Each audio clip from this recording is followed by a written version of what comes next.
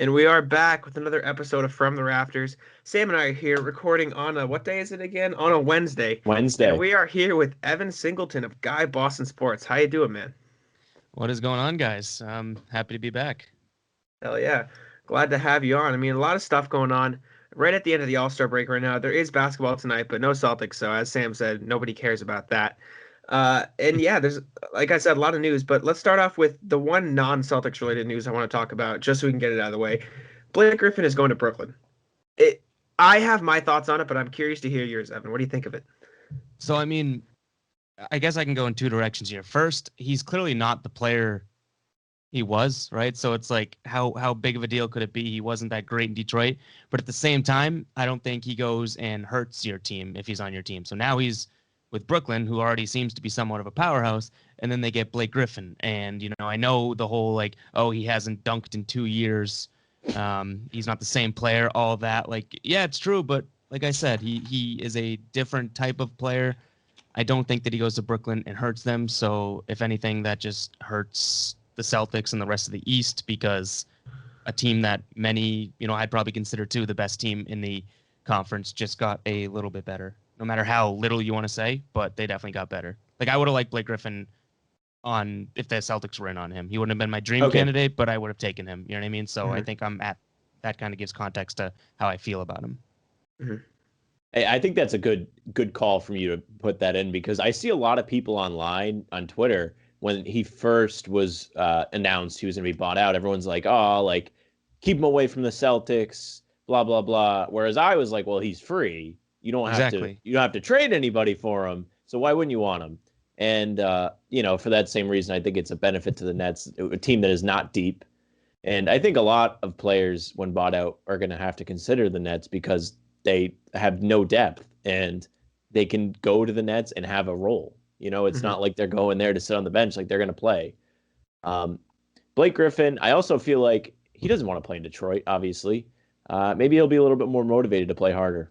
So that might not be a lot of fun, but we'll get to see tomorrow when the Celtics are playing him. Mm-hmm. See, I have a slightly different viewpoint, I think, on the situation, because the way they dealt with DeAndre Jordan is they forced him into the starting role and basically exiled Jared Allen. And if they force Blake Griffin into a starting role over Joe Harris, I think that makes their starting lineup worse. Because you take away that shooting, all Blake Griffin does is stand on the three-point line. Realistically, if their plan is to play him 10 minutes a game, fine. I guess it can't hurt that much. I was on KJ's podcast, Wicked Sports guys, and I equated it to Marvin Williams of last year, which maybe was a little aggressive looking back at the time, but I don't know. I just feel like he hurts their spacing so much that it might not end up a net positive, but I guess we'll wait and see. As you said, Sam, Celtics do play tomorrow, and the big news, Marcus Smart is finally back. It's been way too long. It's been since January since we've seen Smart on the court. Evan, how hyped are you to see Marcus back on the court? I'm so hyped, honestly. Like, even without the Celtics going through that slump without him, obviously we'd all be pumped to get Smart back. But I think, and I don't know, when I say this on my post-game show and stuff, some people agree, some people disagree. I think that disaster of a stretch the Celtics went through, I think that proved to definitely to me and to a lot of people how valuable Smart can be. Now, I'm not saying, he goes in there and they all of a sudden aren't losing any of those games or anything like that. There's a lot of problems with this team, even though they are in a winning streak right now. But I think that sort of gutless Celtics team that we saw, I think Marcus Smart reversed that a little bit. And I do think that he has the ability to rub off on other players. Just like the mentality, I think he is, in everyone's mind, the captain of the team, even if it's not an official thing. I think that it's going to be absolutely massive to get him back. And even if all that stuff is out the window that I talked about, you get back his defensive ability, you get back like the actual tangible things, it makes his team better. So I'm pretty excited. Yeah, you literally took it right out of my mouth. I was going to say, I saw it in there. I grabbed it. I saw it. It's been a rough stretch for the anti-Marcus people for sure. And to your point, Ev, he's been back on the bench for the last couple weeks, and they obviously been playing better. So having that leadership there might be helping him out a little bit. I think they should just name him captain. I think that might do a little bit for the morale of the team too. Be nice for fans to have a captain again. It's been since Rondo was traded, they haven't had one, which has been a Brad Stevens thing. I think he just likes that there isn't somebody that is the captain, and they're all leaders in their own right. But I'm excited to have him back, and I think he is going to make an impact for sure. There's not going to be stretches where they can't stop guys. I mean, they let guys give up. I'm sorry, they gave up 30 points to a player like every game for like the last month or something. It's something crazy like that. Like somebody has gotten 30 on them every time. I think it's like literally it's something like 9 out of the last 10 games or something ridiculous. I don't know the actual number, but yeah, exactly. And then it's a perfect example. Smart, you say, okay, here, go sick him, and he'll hopefully stop that. So right, yeah. Yeah, exactly. Guys like Trae Young, we saw Luka Doncic. Those are the guys Marcus would usually be guarding. So getting him back is going to be that much more important. And he is returning, I would say, at the perfect time for the Celtics, who play the Nets tomorrow. Kyrie, James Harden, who's having an MVP season, and Kevin Durant. I say the Celtics are one of the teams in the NBA that probably match up man to man best with the Nets, with Marcus, with Jalen, with Jason Tatum. So having Marcus back is going to be important. Evan, how big of a, I don't know if turning point's the right word. How big of a, what does this game mean for the rest of the season? Is this an indicator of how well the Celtics can do if they do perform well?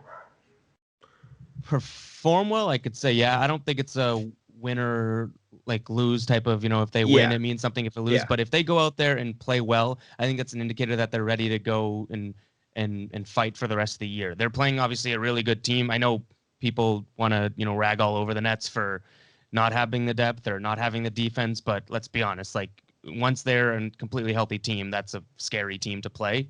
So if they can come out, the Celtics being, if they can come out and, one, beat this team, that'd be amazing. Two, at least just like play hard. I think the spread's like only 2.5 right now. So they're supposed to be playing hard. If they don't go out there and, get their, what's kicked in, I think that that's an indicator that we're going to have a more positive second half of the year. But I still really do believe that there's some issues on this team, I guess, that, they should fix with new personnel. Not necessarily the coach. I know everyone wants to fire Brad Stevens when they lose, but I do think that if this team wants to go to the next level, it's not a matter of the guys on the team getting to the next level. I think, multiple pieces should be necessary. So I guess long answer, yes, this game matters, but I don't think, if they go out and win this game, I don't think it's like championships back on, I guess. I'm interested to see what level they're at to compete because we've seen them win 4 in a row. They beat who? They beat the Pacers, who are solid. Clippers, even though they didn't have Kawhi, I've been saying to Jack, I mean, Reggie Jackson went off, so like it evens out. Then they beat Toronto, and I'm missing one, Washington, who was on fire. So, I mean, those are all pretty solid wins besides Toronto, who was playing with a skeleton crew. But I mean, I'm impressed by that because the Celtics love to play down to competition. They still won. I'm very impressed. I'm excited to see how they come out against Brooklyn tomorrow. Will they put up a better fight than they did on Christmas? I sure hope so. They looked good for the first half of the game on Christmas. So, they're capable of it. And Brooklyn has probably they've lost the depth, which isn't a huge problem when you've got all those guys. Like you mentioned it already. People want to say that. But, I mean, it is a problem. It's something we as Celtics fans complain about all the time. The Celtics are super top heavy right now.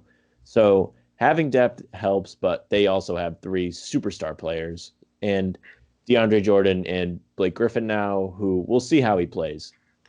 Scary to see the Nets when Spencer Dinwiddie he comes back. I feel like I forget that he's on that team a lot because he's hurt. Well, his contract's up after the season. Oh, is it? Yeah. And then maybe we'll see him somewhere else. I saw a trade idea out there from like ESPN quote unquote experts saying they should trade him in a first for JJ Redick, and I kind of laughed, but I guess it makes more sense if his contract is up. But you mentioned, Evan, that the Celtics need more help. I think I would tend to agree. I'd say Sam would say the same. Marcus Smart's going to help, patch up the solution, but he's not the entirety to solving the Celtics team this year. Danny Ainge has even come out and said earlier this season that this team, as currently constructed, is not good enough to win a championship. That being said, before we get into the question I want to ask you, which is what pieces do you prefer on the trade market? One of the Celtics bench players did have a very good game against the Raptors, and I had to bring it up because I know we have our differences in opinion here, but Grant Williams was so good. He was so good. He still had the defensive lapses, I'll admit that. He's not been the best on defense this season. He's far from untouchable. But offensively, he was a big part of that, comeback the Celtics made against the Raptors. Yeah, I mean, it's good to see him. I've said it multiple times. If he plays well, give him credit where his due. But I mean, he overall this season he's stunk. Yeah, I don't, and I think I've said it on Twitter and whatnot too. I know that you love Grant and you'll defend him, but I think that those are the only people that should be still rooting for Grant. The people that are like, I'm gonna die on this hill, because anyone that's unbiased and has watched Grant this season, I don't see how they're like, oh, like I want to be a fan of that guy. Like I respect the, like you, Jack, and others that are wanting, like really do want to see him be good and whatnot, but he's just been terrible this year, especially for what people were saying he was going to be, So it's like, it's great that he goes out and scores 17 points. I think it was on like 7 of 9 shooting, right? 3 of 4 from 3. See, maybe he is living in my head. I just remember his stat line. But but it's great to see that. But at the same time, like, who's like, that's not the Grant Williams that we wanted, right? We wanted this guy that could cover 1 through 5, could rebound, could play amazing defense. So it's great. I'm glad that he's hitting a couple threes, but I still want to see the he's our version of Draymond Green that everyone talked about. So I'm impressed by the games, and I think he's had probably a couple of those this year, but grand scheme of things, I think it's a down year for Grant Williams, to say the least. And I think that's got to be true, even though you love him. I would agree with that. There's definitely been some regression on the defensive side. You can't watch him play and not say that. I will say, being the avid Grant defender that I am, I think a big part of it is the giant switch and roll they've asked him to play. He went from playing a lot of 5 and 4 to majorly 3 and 4 because Tristan Thompson and Daniel Tice are playing together, because Robert Williams has been so good. And I don't think that's his game. Whether or not there's a spot for him on this team anymore makes me sad, because realistically, Robert Williams is playing so well. Daniel Tice is really good. That contract is up though. But his best basketball comes when he's playing that small ball 5. And it was working really well in the playoffs last year. Obviously, he played really well in that series against the Raptors. And I think a big part of why his defense hasn't been as effective is because he's doing a lot more switching, a lot more running around, instead of just, posting up in the paint and defending those big guys, which is something he needs to improve upon because he is, undersized for a center. But I would attribute a lot of his defensive aggression to that. But I also will admit it has been rough to watch at times. Right. Yeah. Like I can't disagree with what you're saying, but at the same time, if that's what's being asked of him now, and to try and get this team better, then it's hurting the team, And again, maybe it's not his fault. Maybe Brad Stevens is playing him out of position, but the guy that's in the position that's out of position is Grant. He's going to get the blame from me, from multiple people, because I agree. That's what it is. And that's fair. Sam, neutral party here. What are your thoughts on Grant? So one thing about Grant that I absolutely love is he will get DNPs and sit the whole game, then come in and like be lights out. And I mean, that's what we saw in the playoffs. Like he maybe not lights out in the playoff. Well, he's shot like 60% in the playoffs, but he'll come in like not playing the whole game and just like be like he was there the whole time. It's just so weird how Brad will use Grant to me. And he's always ready. So for his longevity of being on the Celtics, I think that's very good for him, because anytime they need him, he seems to be somewhat ready. He hasn't been great on defense, but offensively, I feel like every time Grant shoots, I think it's going in, and that's an elite club to be in. But so are you guys okay? You're okay with that now? Like if they're a championship team, we want Grant Williams shooting. You know what I mean? Like I'm not saying when he shoots, that's good, but like if you were saying you want him or you want every time he shoots, it's going to go in, then you got to start thinking about allocating shots for him when you're thinking about this. And I don't know if I want to go there. I could see if the numbers say go there, people go there, but I don't know. That's where I'd fall off. It's like I don't want to be relying on a Grant Williams corner 3 as a major part of the offense type of thing. I agree. I think he would be more of a not like a run plays for kind of guy, but a safety valve corner. You can rely on him, if that makes sense. Obviously, he's not going to be your offense, but like, when Tatum and Brown are getting contested on the drive, they can kick to him. He's reliable enough. I feel like there's very few guys around the league who are you run plays for them just to get 3-point shots. I'm talking Joe Harris. I'm talking Duncan Robinson, Steph Curry, obviously, Dame Lillard, all those superstars. But like in terms of role players, it's Joe Harris, Duncan Robinson. Can't think of any more off the top of my head, but those two, it's you run a play for them in your offense and they will get you a bucket. Seth Curry, really good at it. JJ Redick in his prime a few years ago. But in terms of on the Celtics, they don't really have that. And that leads into my next question. While the solution might not be a shooter, on the trade market right now, buyout market, whatever you want to look at, who are your favorite guys out there? Is it Harrison Barnes? Is it a bigger thing like Nikola Jokic? Who are the guys you're eyeing as the trade deadline approaches? So it's my answer to this is always kind of funny because it's something like, as you guys could probably imagine in the post game show that I do after the games, everyone's always like, who are they going to target? Who are they going to target? And my answer from then, and I can give a couple specific names, but honestly, is every name that gets brought up, I'm like, yeah, Like, why not? Why wouldn't we take a guy like that? It's really like, I'm not picky. Any of the names that are out there, I'm like, yeah, give me them. But one of the interesting things that I think I've talked about before was going after teams that seem like they're in turmoil right now. I'm not breaking news. Like, I think everyone's thought of that. But going after some of these guys in like Houston, you have Ben McLemore, Daniel House, PJ Tucker, Eric Gordon. I think all of those guys, you wouldn't, not just one of them, but a group of those guys could come in and help this team out. You have guys like Terrence Ross, who I think would be a really, really good piece here. So to me, I don't think the Celtics use or I'm not going to say use the TPE because they would have to probably cut into it for some of this, but I don't think they go out and get the one superstar and say, okay, you know what, our problems are already solved. This team already has its top tier players, its superstars. Would I take a Harrison Barnes and go to sleep with a smile on my face at night? Yeah, obviously. Would I take a Vucevic? Obviously.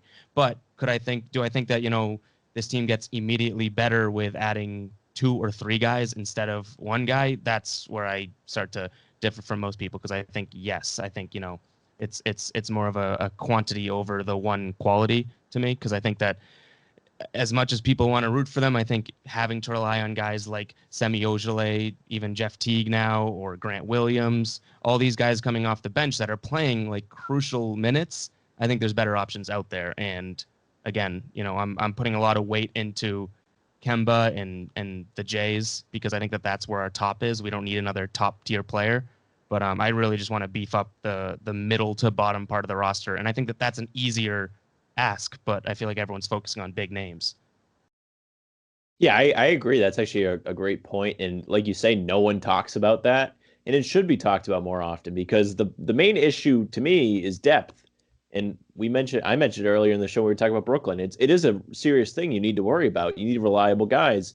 And the Celtics don't have that. They have guys that are good every once in a while. And we don't really know how reliable they are, because Jack will tell about the bench shooting stats, how they're extremely high. Maybe the ball isn't moving enough, which it hadn't been. Recently it has been, and they've been winning games. Guys are making shots, scoring off the bench. Was it Toronto or LA where they had like everyone in double figures? I think that was Toronto, where they had like 4 bench guys in double figures. Yeah, Pritchard is pretty reliable to me. He's very confident, which is huge for a rookie. I think Grant's reliable shooting. Not that I want to run plays for him. Shemi has been hot and cold.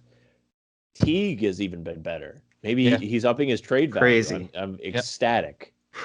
So yeah, I think improving the depth is a huge deal. And if it doesn't happen, it might not be the end of the world, though, because of how efficient the bench has been. And maybe if they're utilized more, we'll see how efficient they can be. One of my favorite guys right now is Otto Porter in Chicago.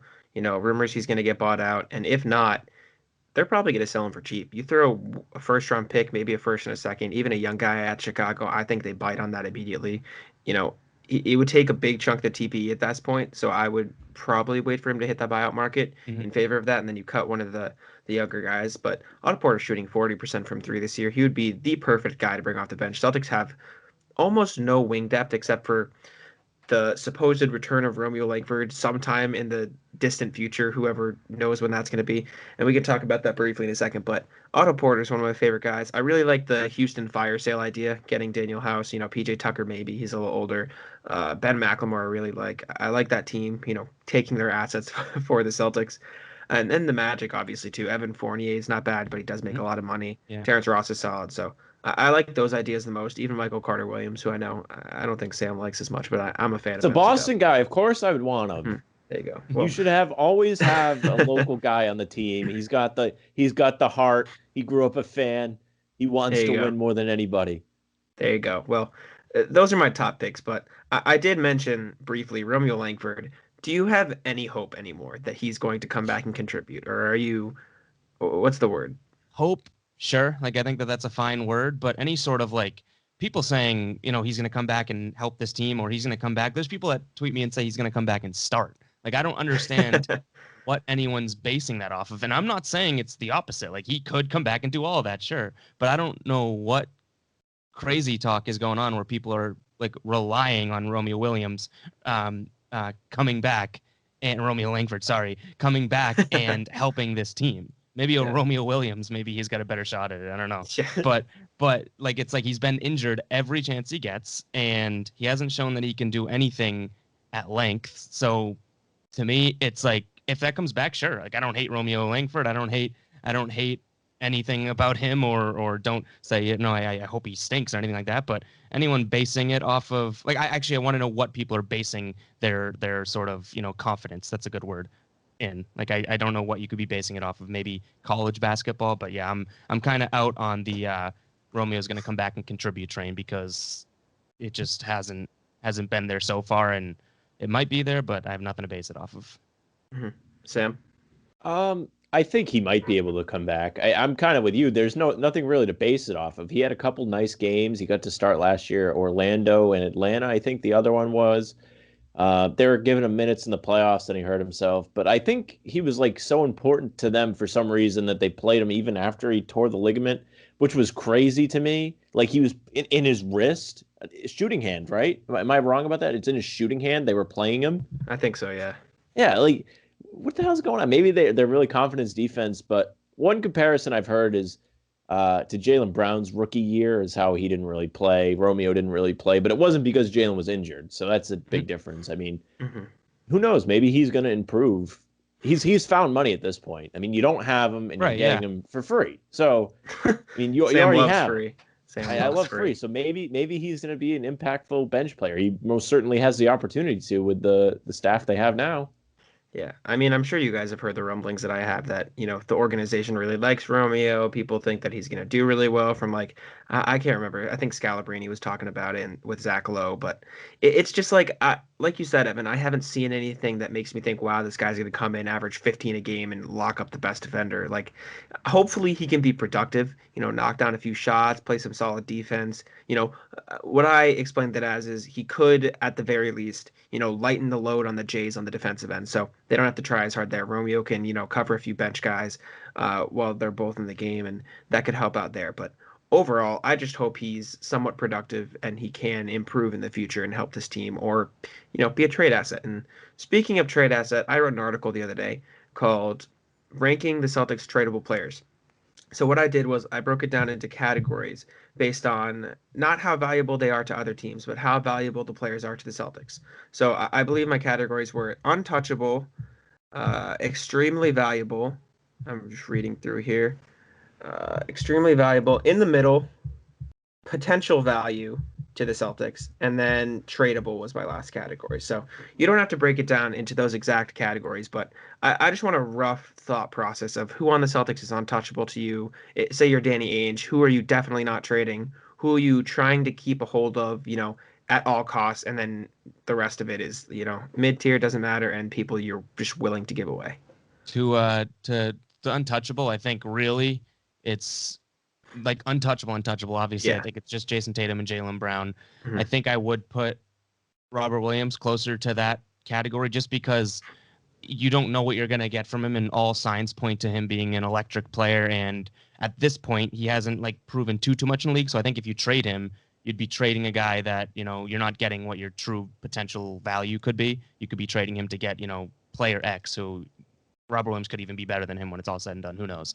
So that's sort of based on potential. Those are the three guys. I mean, I'm not really interested in trading Marcus Smart or Kemba Walker either, but I wouldn't say totally untouchable. Even Smart's probably more untouchable to me than Kemba, but I'm not a trade Kemba guy. And then in terms of, I guess those are the middle names. Honestly, past those, was that 5 guys? Past those 5, maybe Pritchard I would put in more of that. I'm not looking to he's closer to untouchable. But again, depending on the package you're getting, it's really only to me the Jays and then probably Robert Williams in terms of untouchable. Pritchard's been great, but I would ship him out if it meant bringing in someone that's also young, that also is, great. I'm not looking to trade him for PJ Tucker but I think that and if everyone else is sort of in that mid tier, except for then I look at Semi Ojeleye, Javonte Green, all of those typical names. I think that those are guys that I would actively be not shopping, but saying hey, what do you want to give us for this? Or if you have one of these obvious names out there, when PJ Tucker's name was floated out, it's they talk about the interested parties and the Celtics aren't on that list. I don't understand why Danny Ainge isn't like, hey, like you have PJ Tucker available. Any interest in Javonte Green in a second round pick or something like? I don't know. I'm just pulling that trade out of my ass, but I don't know why some of these lower end guys aren't completely like touchable. Like not even just like middle wouldn't mind if they go. It's like I would be shopping them because even if it comes back and Danny Ainge was floating around Jeff Green's name at the trade deadline, what the hell does that matter anyways? Like you think that matters that Jeff Teague's going to be pissed? So like I would actively be shopping any of these guys at the bottom end of the roster. And same thing with Tice. I think that's a guy that they should be shopping too because I don't think he's going to be on the Celtics, with a new contract. I love him. I think he's done great, but that's a name that I would definitely be seeing if any teams had interest in because I think he could provide a lot to another team. But yeah, I think that was kind of all over the place, but it's kind of where I'm at. Yeah, I mean, I think. See, I put Marcus in the untouchables just because I don't know. I love Marcus. He's right there for me. I'm not gonna lie. I think like he's I said, he's right there. Shocker, Sam. Yeah, he's so rare because I mean you don't find players like him, and you need a player like him to win. But what if he was included in like a Karl Anthony Towns deal or something? You know what I mean? Yeah, like, that's different. Like a superstar. That means he's touchable. What do you mean? That's touchable. Mm-hmm. That's like a very rare thing. In the deals that we have heard about, you know what I'm saying? He's not touchable. Vucevic, Harrison Barnes, stuff like that. Okay. Yeah. I gotcha. Then then I think he's probably untouchable to me too, honestly. If that's the way I broke it down was obviously you got the Jays in the completely untouchable category. My extremely valuable, I put Kemba, Marcus, Pritchard, and Robert Williams. So kind of like what you said, those guys that you really don't want to move. And the way I explained it, I think at the end was if there was a trade to be made for a significant upgrade to the team, then none of these players are completely untouchable. You could ship any of those off. In the middle, I had Daniel Tice because, like you said, you don't want to move him because he's good, but that contract makes him so tradable at this time. I also had Shemi Ojeleye, and I think my reasoning there was realistically, he doesn't provide as much value to other teams as he does to the Celtics, right? And I think that was partially me just thinking like no one's going to want Shemi Ojeleye in one of these major packages over like a Carson or a Tremont Waters or Aaron Nesmith. And then potential value, I had Nesmith and Langford because I think those are two of their valuable pieces. And then the rest of the team, including Grant Williams, I threw in the tradable assets category, which was hard for me to do, but it was the smart direction to go in. So I do think, I know I don't like Grant Williams very much, but I do think a team would look at him and 100%. think exactly what Celtics fans have been saying too. Like, hey, he could fit into our team. He could be a small ball lineup guy. So I mean, that's probably me. That's the part of me that loves Grant. If he can get them some sort of a better deal in a trade, like I'm a Grant fan in that case. Mm-hmm.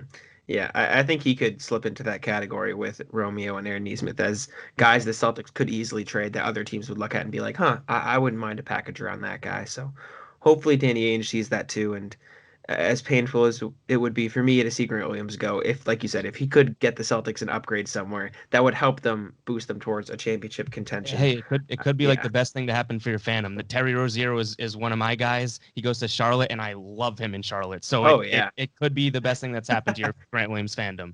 Terry Rozier is so good right now. He's been absolutely ridiculous for the Hornets this season. But yeah, I mean, untouchable is such a tough term because, like you said, it's really just the Jays here. I wanted your thoughts on Nikola Vucevic in particular because that is the big name being thrown around everywhere. I feel like everyone. After this, I got something. But yeah, I got you. I feel like everybody wants him or hates him because the defense isn't great, but the offense is so amazing. But then there's that high price tag. Do you have any like specific thoughts on it, or are you just kind of like, eh?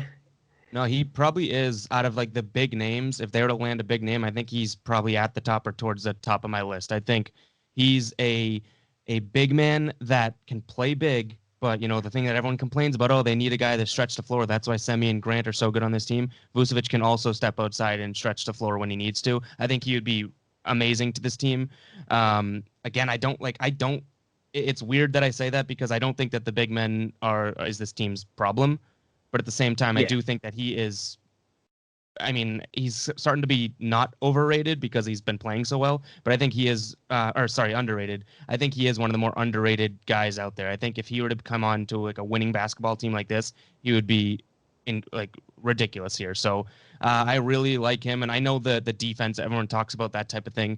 That's like people that don't understand that if you're going to trade for anybody in this league, you're not going to get a guy that doesn't have, he's good at this, but like everyone has that but, and then what's after it? It's no one's a perfect player unless you're out there trading for, a LeBron James or something like that. Like you're going to get a guy that does something really, really well, but then there might be drawbacks. And I've always said this for years now.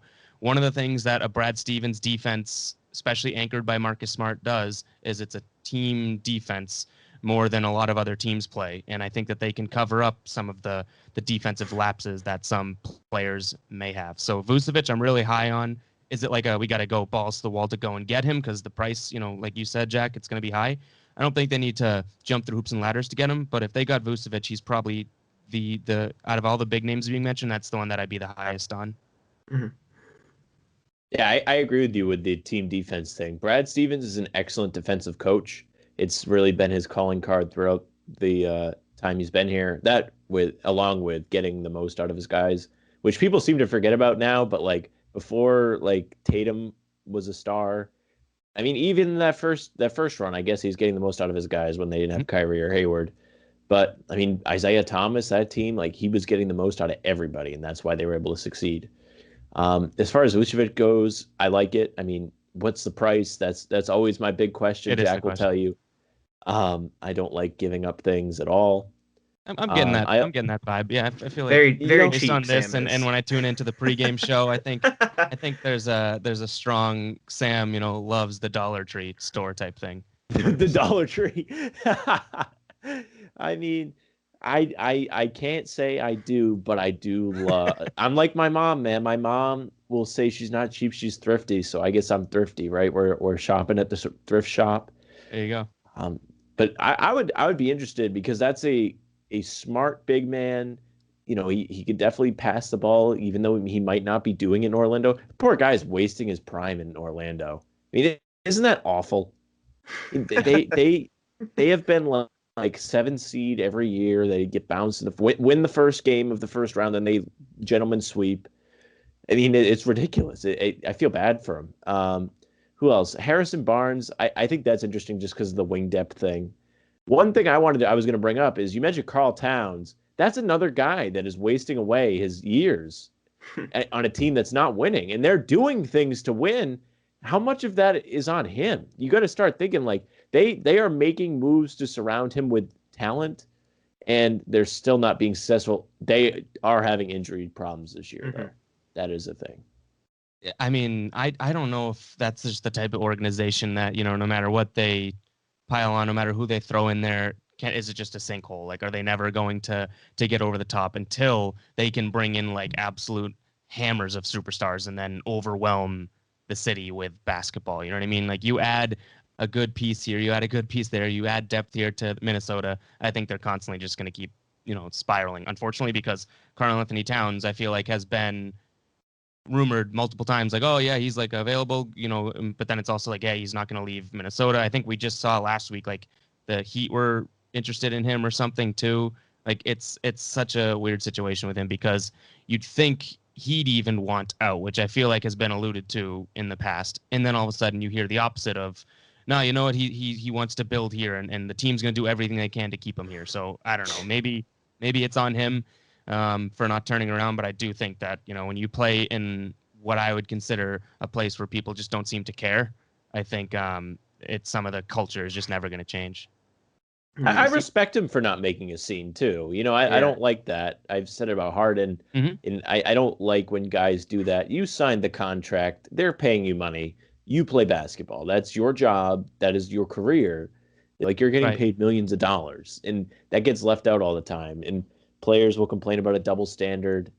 Draymond was doing it because they were sitting Andre Drummond like willingly, but he's in on that. Like I don't know. I don't like the whole players league thing, which is probably like not a good guy point of view, but like, dude, like that's not what the league is. Like people root for teams and they occasionally will root for players too, but like it's a team thing. Yep. Teams are the ones that their name is on the front. Like that's who matters, not who's on the back. I think that I like that because that's probably why there's so much, not back and forth. That's not the right terminology, but in terms of like, there's so much, no one really knows the situation in Minnesota. You hear all of a sudden he's available, then you hear he's staying there. That's probably because he isn't going out there saying I want out and making it clear, which I think it's a good look for him. But at the same time, you said it yourself, Sam. He's wasting away. At some point, if he wants to win a championship or something like that, then it's on him for not or speaking. even compete. Yeah, have, there you have go. a chance to be in win the a championship. playoffs. How about win a game? Yeah. So yeah, that if he's not going to speak out and he's going to be okay with his money and then whatnot, then that is totally his decision. Then so and there's a way to go about it too. You don't have to. You can request a trade after being there for a while, and like it's okay. Like Bradley I don't Beal. know. Like Bradley Beal right now. Yeah, That'd be okay with me like if you requested a trade. Harden. It was 1 year after like as soon as they weren't supposed to compete anymore. Never went through any kind of turmoil like losing season. He throws a fit and wants to get out. Even John Wall, when he requested a trade, that was like comical to me. Because like, dude, you haven't played basketball in like 3 years. Who are you to request a trade, right? Yeah, definitely interesting what they're doing. I mean, Minnesota even had that, Jimmy Butler experiment, which I thought that would have been really good. They had a lot of injury problems that year. They were on pace to be one of the better teams in the West. Injuries happened. It didn't end up well, but if Karl Anthony Towns, it seems like he has to be the best player on the team because I don't know if that was. I mean, after what Jimmy did in Miami, realistically, how much of that was actually Jimmy Butler's fault, right? That's what I'm confused about. Plus, you see what they did with Kevin Garnett, right? He was about to buy the team, and they kind of shoot him away or something. I don't know the exact details, but Minnesota just doesn't want to win. I guess I Right. don't know what it is with them. They're a mess. SB Nation did a video on that, the Kevin Garnett against Minnesota thing. Like, there's like a lot there, beef with the owner and stuff like that. It's kind of crazy. Man, yeah. I mean, I don't know. Like I said, specifically what's going on, but this isn't a Timberwolves podcast. We're just kind of going on a tangent because they make me. But back to it. sad. I mean, he would be great for the Celtics. He's young. He's one of the top players in the league or at his position. He's similar to the age of the Jalen and Jason. Who knows? He could be a legend in Boston if they went out and got him, but he's probably too expensive. They would want one of the Jays back, I would imagine. Is that something you'd be willing to do though? Like if you get to keep one? I feel for me it's no. Last year I would have said in a heartbeat I would trade Jalen, and I love Jalen, but this year I think Jalen's proven how good, not even that he is already, but how good he's gonna be. Like I 100%. think Jalen's production is greater than Karl Anthony Towns' production at this point, and certainly like 2 years from now. You know what I mean? So would have said yes in a heartbeat. Karl Anthony Towns has been like a white whale for me for so long, or white buffalo. I don't know what the term is, but I would love him on the Celtics, but I wouldn't trade either of the Jays now. Definitely not. Something I'm interested in is I'm looking up the exact, thing right here. I feel like Cat's contract is up. Never mind. I can say up relatively soon. It's not up, even close to Right, soon. just sign an extension. 3 years left. 23, 24 is what it ends. But Yeah. realistically speaking, if the Jays are still in Boston, by that time they'll have cap space. Obviously, the Bradley Beal, the Karl Anthony Towns, whatever you want to call it, rumors, is who they could sign to pair with the Jays. And I think that's a valid argument. We don't have to get into it now, though, because that is way 2 out years. there. It is. I'll come back on this show in 2 years if we want to have this conversation. Okay, all right. I promise. All right. I appreciate that. Thank you very much. Bookmark it.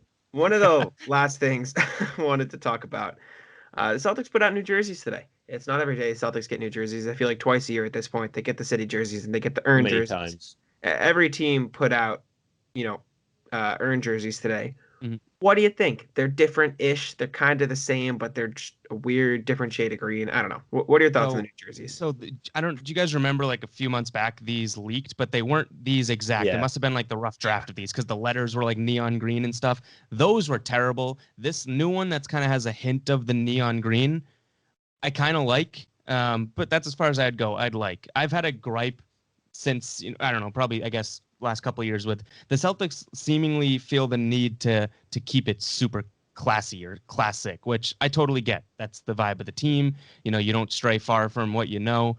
But some of these other jerseys that are, and some of them are bad, but some of these other jerseys in the league, like with their sort of tertiary color and whatnot, they're awesome. And if the Celtics could do something like that, I think it'd be really, really cool. So the fact that they're even dipping their toe into like the neon green, I guess I have to respect for them, really getting wild.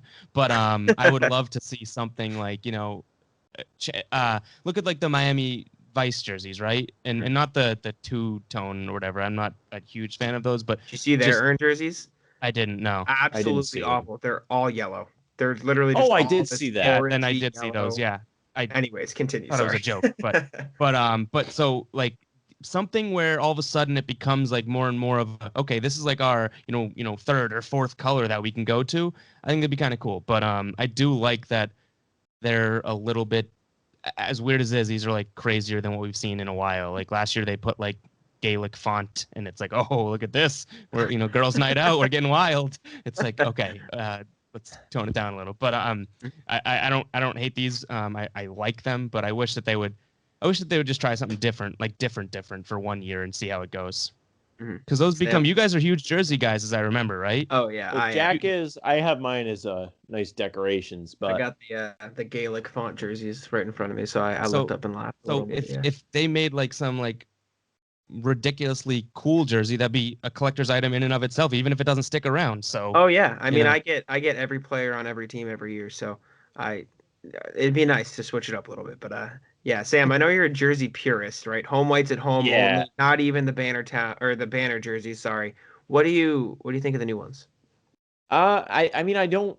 They're not as bad as I initially thought they were going to be. Like Evan said, like it looked like it was neon. I Rave mean, reviews. I don't like when they have more jerseys though. And it's not even because I dislike the jersey per se as much. Like I mean, I don't hate it. It's not like it's not as bad as I thought, but I just know that they're going to wear this so much now, and they already wear the other white ones way too much. Like they need to wear them occasionally, not like they wore them back to back games. Like wear the home whites, wear the traditional green road jerseys. If you could count how many times they wore the green ones this year, it's probably under 10. Hmm. so I I'm think that I like that you bring up like you'd wear it occasionally because that's kind of what I'm getting at too. When you make jerseys that are so like oh there are earned editions or city edition, but they're like so modest, then they end up wearing them so often because it's just sort of another jersey. If they had like a really cool unique jersey they'd wear maximum like 5 times a year, then I think that that'd be cool. I want it to be more of like a hot commodity type of jersey rather than like some teams do have this sort of, like this is we're not going to wear this much because it's a crazy jersey. The Celtics, I feel like all the jerseys that they roll out, they can interchange with their current jerseys whenever they want. It's not even like they're wearing a different jersey. So I think that kind of in agreement with you there, Sam, at least in terms of how often they will end up wearing these. Yeah, they wear them way too much, man. Like you never get to see the traditional jerseys anymore, and it just I don't know. I don't like it. It Mhm. aggravates me. And every Yeah. time they wear the traditional home jerseys, they win. I'm telling you. Like I tweet it every time. I guarantee it. If you bet. If you turn on the game and you see that, whatever the thing is, bet like right then and there. It's like free money. Hmm. Put your house on it, you'll get 2 houses. Yeah. Like it's easy as that. Real estate. Go Celtics ahead, do Jack. do wear the weird jerseys a bit too much. I will say they don't wear it nearly as much as the Heat. Absolutely just destroyed those Vice jerseys. They wore them every night. I forgot they had real jerseys anymore. I mean, the Vice jerseys were sick. I'll give them that. I like the white. I like the black even better. Lost me a little with the pink and blue.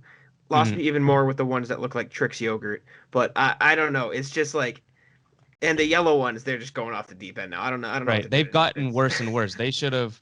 They're like the Cut it. opposite of the Celtics. They should have stopped when they found that cool jersey to rock with and Yeah. make slight updates to that.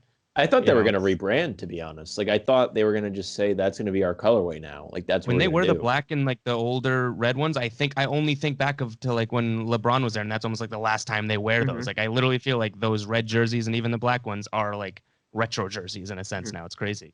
I wouldn't even complain if they just completely rebranded, wore the white Vice and then the black Vice or whatever as their Yep. main jerseys. I mean, they look sick. It's a perfect design for Miami for the city, so I wouldn't complain. I don't think anybody would care that much because, like you said, they don't really wear their original jerseys anymore. And then this new yellow one is just like I, I don't even know what they're trying to do. They're just trying to take every color of the fucking rainbow at this point. Like Yeah. it's an absolute mess. But some of the jerseys this year are cool. The Raptors one is pretty cool. The Bucks one is pretty cool with the antlers going up the sides.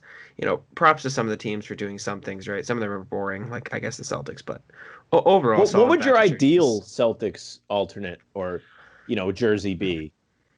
Do you have any ideas? I seen the Dunkin' Donuts ones the guy does on I think his name's James Beard. Yeah, that'd be He funny. does good designs. I like the Boston Marathon colorway ones. Mhm. Even the the oil silo, National Grid, the colors on the front. Yeah, the That one, water I like tank. that one The too. water tank, yeah. Yeah. That'd be They could do cool, hilarious. like the Zakem or something. They could do like a cool jersey. And even one thing that I've always thought teams should do, and I don't know why. I mean, I guess it's not that big of a deal, but is like do a play on the other teams in your city, other sports, those colors. So the Yeah. Celtics Yeah, would that'd have be cool. like a Bruins jersey type of thing, or a Patriots jersey. I think that'd be kind of, or like a Red Sox with that same font. I don't know if there's like copyright infringement and stuff They going should on do a there, but I Green think that'd be Monster cool. jersey. That would be fun. There you That'd go. be Yeah. really And it cool. fits. Mhm. Yeah. Yeah. Yeah, it is. It fits. That'd be great. The one idea I always had was do something with like a shamrock pattern all over the jersey. Like, don't make it obviously in your face. Like, don't put gold shamrocks everywhere. That's gross. But like a subtle green of like shamrocks all over the jersey and stuff. Plain shorts or whatever, like just the normal color shorts. I feel like if they could do that in a way where it wasn't, too brass or in your face, I think that would look really good for the city. So, yeah, and I also that, wanted them to do one that says Tommy points on it. yeah, I mean, shout out to your podcast, but like, I mean, they've had enough time now to put something together for the man. I mean, For he's Tommy. literally Mr. Celtic. Like he Yep. is the leprechaun on the logo. Like that's him in red. Like that's it. I feel Like like next season they could. they should literally. Well, now it's too long. Well, no, It's because I been. feel like they already had that banner jersey in the making, in production when he I'm not passed. talking about that's what I'm talking about. They released a new one today. Like they had But I think they time. had that too, though, because that was leaked. Obviously, I don't know. Then That's scrap it and use it next year. You have If 6 I months. do think you have the resources. You're the Boston Celtics to Yeah, figure out how to get a Photoshopper in there and create a jersey. Yeah. So it's probably Use the but regular font, have Tommy, and then points underneath the number, and you'll be golden. Yeah, I think that'd be nice. It'd be tasteful. I buy it and slap it on the wall, and I'll buy a real one. I won't even have Jack order me one from China. I'll buy a real one from the Celtics. Of course, classic. But yeah, the last thing I wanted to ask you, Evan, before, because I know you got to get going soon. Obviously, the All-Star game came and went. 3-point contest I thought was cool. The dunk contest was the dunk contest.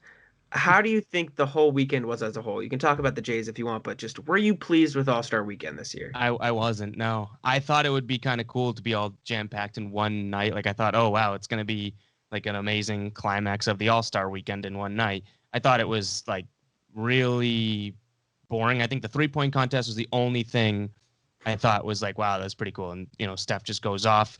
But without that, I don't know if I would have liked it. You know what I mean? Just a regular 3-point contest type of thing. The dunk contest, I thought was, I don't know, honestly, the dunk contest and the All-Star game were both super low for me. Like I know we saw the Jays and whatnot, but I don't know if it's as I get older, I start to appreciate the actual All-Star game itself less and less. But I'm starting to get bored by it. I'm turning into an old man being like, there's no defense and they're not doing this, but it's true. Like I don't even know what to think when I'm watching. It's like I watch guys just not trying and stuff. So it was a letdown for me. And I think hopefully they return to order and making it spaced out, because I think it gives the event, the events and then the game, I think it gives them their own sort of like spotlight, and you can make more of a night out of either of them. But all in one, I thought the 3-point contest was the only thing that piqued my interest. And unfortunately, that was like the start of the night. After that, it was like all downhill from there. So that's where I came out. I got you. Yeah, Sam, what do The you think? dunk contest has to go, and I have other points after this. But the dunk contest, it's been done so many times, and it's really not even fair to the guys that are in it. Not that there's any guys in it at all, but I think people don't want to do it. One, because they might get hurt. Two, because there's so many things that have already been done that if you do something that someone's already done, it's not creative enough and you don't get a high score. Like they've just done everything that they can do with it. They should add horse or 1v1s, or what was another thing? I like the idea of bringing in people that aren't NBA players too, to some degree, because you get these YouTube dunkers and stuff. Well, yeah, they might be doing dunks you've seen before, right? But it's like it's a person that you have no clue who this is, and like all of a sudden that say it's that's how it is $10,000. now. Well, that's true. That's fair. That is fair. But maybe make it more of an incentive where these guys aren't making hundreds of thousands or millions of dollars. Bring in a YouTube contest where the guy, they're pretty much battling, no matter if the dunks are original or not. They're battling for something that matters. Right now, you're getting guys that literally play 2 minutes per game, like Cassius Stanley in Who the was dunk robbed? contest. Who was still robbed? I think, in my opinion, of the dunk. Not that it mattered. But yeah, I mean, either way, how you want to look at it, but it's like And then the guy that won has dunked 15 times in his whole career, twice this season. Like, So how do you get to that? Like, how does he get they into the gotta dunk dig contest? deep on the list. They went through a Man. lot of no's to get to his yes. They were like, I "Can you do guess it? No. so. Can you do it? No." I got a phone call and said, "Can you do the dunk contest?" And I declined. So I was even ahead of that guy on the list. If he had kissed the rim, though, that would have been elite. But he Well, I mean, the man's flying it like steel. Yeah. He's not gonna like It's bust his unreasonable. teeth. it's You know? it's unreasonable to think that He doesn't even get the paycheck It- to pay for new teeth. In his interview, he said, "I tried to find a mouth guard, but I couldn't find it, so I couldn't do anything That's about Just find a mouth guard my ass. That's just tough. Unless he just preparing. thought of that on the spot and like he didn't Yeah. plan to do that. it." Yeah, I gotcha. But yeah, Another thing they should do a trash talking like tournament. Like it's like a rap battle, but it's like they just talk trash. how And would they you just even, bleep it. how would you Sure. even do that? I don't know. You just have them. I don't know. You give them mics. Imagine Kevin Garnett going at somebody. Oh my god, that's brutal. I feel like a lot of guys would get canceled or something. And Yeah, Well, no, you just 100%. bleep it out. It's okay, and then you can infer what they're saying. okay, I Or mean, I guess, maybe you do like a for mature audiences only. You know, like that's like the late night after the dunk contest or whatever the last event is. You know, it's like 11:30 now. All the little Jimmies are in bed. they gotta hire you. yeah, you got same. the idea, man. You gotta run the festivities All-Star Weekend, but That'd be so fire. I mean, people love that. I'd watch. I don't know how many. Exactly, you would watch. I definitely And would. if you get the right guys, it'll be excellent. Imagine Blake Griffin like roasting someone, like he's like a comedian. He would be Yeah. excellent. versus Pat Bev just screaming in your face. Marcus Smart would probably be excellent. I don't even do guys even really talk trash anymore. Russell Or, like, Westbrook they would probably they're all be- just like super nice to each other now. No, Russell Westbrook would be in there chirping. You know, the Morris twins put them against each other. Oh, you're giving me ideas now. That'd be entertaining. I don't think they could sell it to the networks, but but it definitely would. You'd be have to like get like HBO to do it. Oh, yeah, for sure. But, Showtime. like I said, Evan, I know you got to go soon, so we'll let you go. Appreciate you coming on the show. People can follow you on Twitter at EvGuyBoston. Is that correct? It is, yeah. And then follow Guy Boston Sports and anything. Is there anything you want to say before we let you go here? No, I appreciate you guys having me on. If anyone's interested in anything that I do, you can just find it on my Twitter. So nothing specific to plug or anything, but yeah, love coming on. You guys, your show's great, and Thank you. Sam, I think you should keep pursuing those contest ideas. You might have something here. You gotta do something different. I mean, the dunk contest is done. It's dead. Nobody's excited for it. You can't even get dudes to do it. Like, you gotta do something else. Yeah. Whether it's crazy or not, do something. Yeah. I saw someone pitch a 1v1 where it was Taco versus Boban, so I definitely tuned into something like that. But It's like a gladiator. like Yeah. the fans vote for like the two most crazy dudes to play each other. 100%, 100%. 1v1 to 100. You guys can check Evan out at EvGuyBoston. Check out Guy Boston Sports as well. We are Bannertown USA on Twitter. I'm Jack Simone NBA, and per usual, Sam, you can wrap us up. Yeah, our episode. Follow Ev. Ev, are you our boss? Are you kind of our boss because we're affiliated with you guys? I wouldn't say boss. No, I think friends is a better term. Yeah, friends, partners, whatever. But if you do anything wrong, I'm gonna come down with the hammer on you. So I don't know. However you want to put it. Yeah, Whatever you so, wanna so call follow Ev at Ev Guy Boston. I think I was not. I blanked, but I think that's what it is. Yes. Thanks a whole lot for coming on. If you have any ideas for the dunk contest replacement, let us know. If you want to use if you like Manscaped, I know Jack and I we don't grow facial hair, but we have a code BTUSA is the code, right, Jack? Yes, 10% off. 20% I off. have- Even better. 20% off. Double I your have the offer. little newspaper right in front of me. 20% off my light, and free I'm showing shipping off. at checkout. So make sure to They have deodorant for your balls. Did not know that was a thing. It was in the little box. But There you go. yeah, it's pretty sweet. So shout out to Manscaped. Follow Jack. Follow me at Sam LaFrance NBA. Follow Bannertown. That's our show for today. Bye.